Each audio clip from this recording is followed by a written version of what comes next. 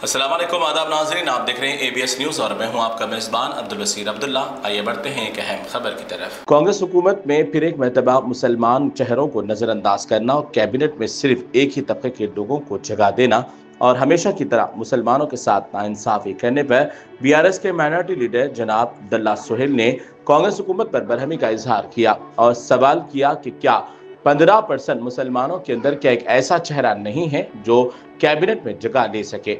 फिर एक मरतबा रेवंत रेड्डी को आड़े हाथ लेते हुए अब्दुल्ला सोहेल ने अपनी बरहमी का इजहार किया। ये क्रेडिट भी रेवंत रेड्डी जी को जाता है जिन्होंने मुस्लिम क़यादत कल पूरी खत्म कर दी गई। 16-17 महीने के बाद कैबिनेट एक्सपेंशन होता है, मगर अफसोस रेवंत रेड्डी सरकार को, हाई कमांड कांग्रेस पार्टी को एक भी तेलंगाना में मुस्लिम क़यादत कायद नहीं मिला जो कैबिनेट में जिसे मिनिस्टर बनाया जाए।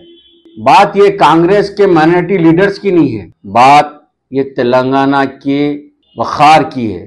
तेलंगाना में अक़लियतों का जो बिलखुलूस जो मुसलमानों का जो एक अहम किरदार है, कल रेवंत रेड्डी सरकार वो खत को कम करने का आखिरी दौर खेला है।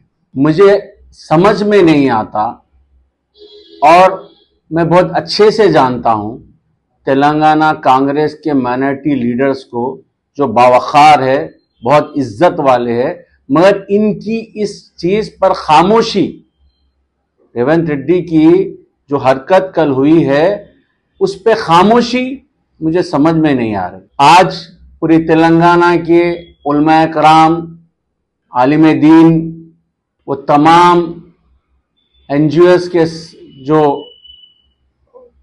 अकाबरीन हैं, वो सब रेवंत रेड्डी के कल जो कैबिनेट एक्सपेंशन था वो देखकर मैं समझता हूं सारे के सारे अफसोस ज़्यादा होंगे।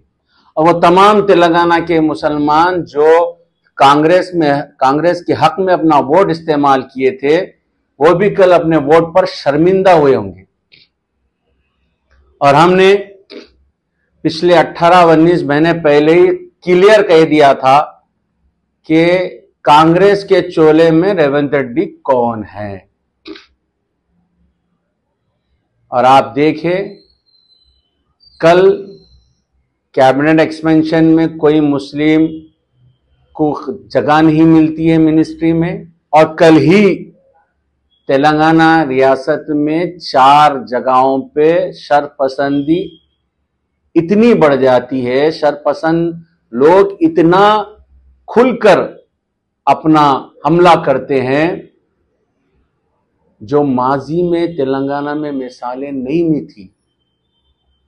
निजामाबाद में माजिदुल्लाह खान के मकान पर घुसकर उन्हें मारा जाता है, उनकी वालिद जो बुजुर्ग है, उनकी वालदा जो ज़ईफ है, उन्हें मारा जाता है, उनकी छोटी बहन को मारा जाता है, अधमरा कर कर छोड़ दिया जाता है। और जलपल्ली में पूरी गाड़ी लारी की लारी जला दी गई। किशनबाग में भी हमला होता है। और मशीराबाद में एक नासमझ बच्चा जो ऐसे चीज़ें बोल रहा है जिसकी वजह से जो है मशीराबाद तनाव के माहौल में आ गया है, पूरा तेलंगाना तनाव के माहौल में आ गया है। और फिर भी home minister, chief minister Revanth Reddy साहब खामोश है। एक भी रिव्यू मीटिंग नहीं होती है कमिश्नर से, डिपार्टमेंट से। किस तरफ लेके जा रहे हैं तेलंगाना? तेलंगाना का जो गंगा जमुना तहजीब की जो एक शनाख्त थी वो पूरा बर्बाद करने की कसम खाकर बैठे हैं ये लोग।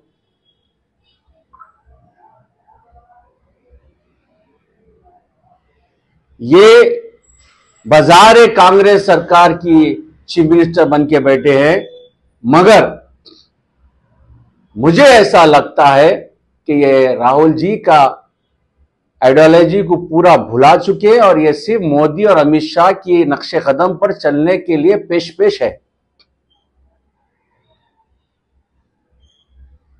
केसीआर साहब ने जिस तरह से 10 साल में अक़लियतों के साथ जो हमदर्दा रवैया अख्तियार किया था, उनकी सियासी उनकी तालीमी, उनकी माशी, ये तीनों अक़लियतों को जो है इसमें बराबर का हिस्सा मिलना, जिस तरह से उन्होंने अपनी हिकमत इख्तियार की थी, आज वो पूरी तेलंगाना में कहीं नजर नहीं आती।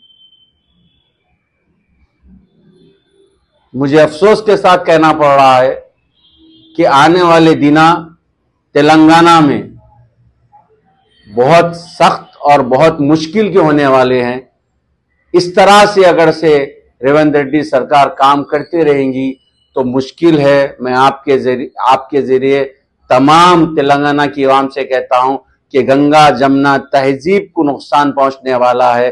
बाबा साहब का जो आइन था, जो वो आइन को नुकसान पहुंचने वाला है और ये यही सरकार में पहुंचेगा। यहां बीजेपी की सरकार नहीं है, मगर उन्हीं का काम चल रहा है तेलंगाना में। मैं बीआरएस पार्टी की जानिब से आप सबके साथ ये कह देता हूं कि केसीआर साहब, केटीआर साहब और पूरी बीआरएस पार्टी हमेशा आपके साथ खड़ी है।